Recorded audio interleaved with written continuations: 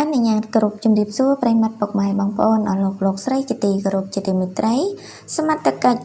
ចាប់ឃាត់ខ្លួនអ្នកកត់កន្ទុយលេខចំនួន2នាក់បញ្ជូនទៅកាន់អធិការដ្ឋាននគរបាលខណ្ឌមានជ័យដើម្បីចាត់ការ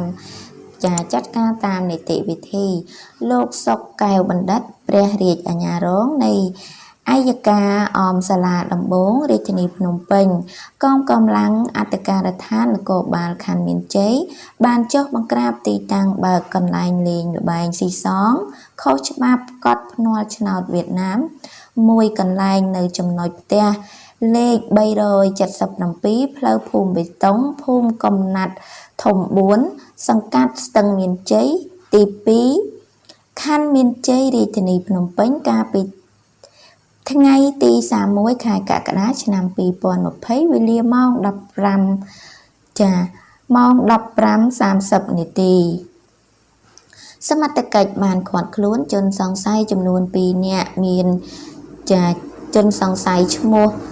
ក្រងកំអៀងភេទស្រីអាយុ56ឆ្នាំជនជាតិខ្មែរមានទីលំនៅផ្ទះលេខ372ផ្លូវបេតុងភូមិដំណាក់ធំ4សង្កាត់ស្ទឹងមានជ័យ2ខណ្ឌមានជ័យរាជធានីភ្នំពេញមុខរបរកត់ឆ្នោតនិងជនសង្ស័យឈ្មោះហៅស៊ីទៀង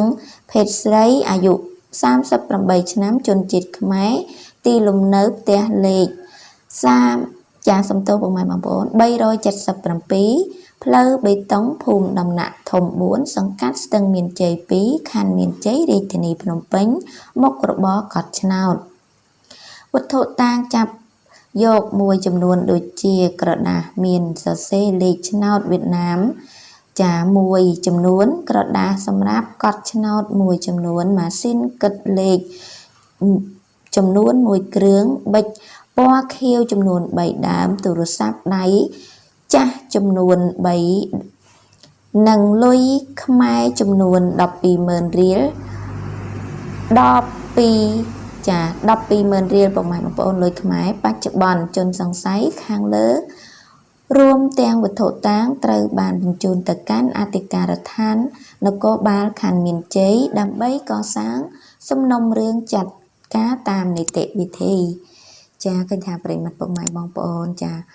ព័ត៌មានតកតងនឹងកត់កន្ទុយលេខឆ្នោតវៀតណាមនេះក៏បានបញ្ចប់ទៅហើយជាចុងក្រោយខ្ញុំក៏សូមអរគុណរាល់ការតាមដានរបស់ពុកម៉ែបងប្អូនសូមអរគុណសូមជម្រាបលា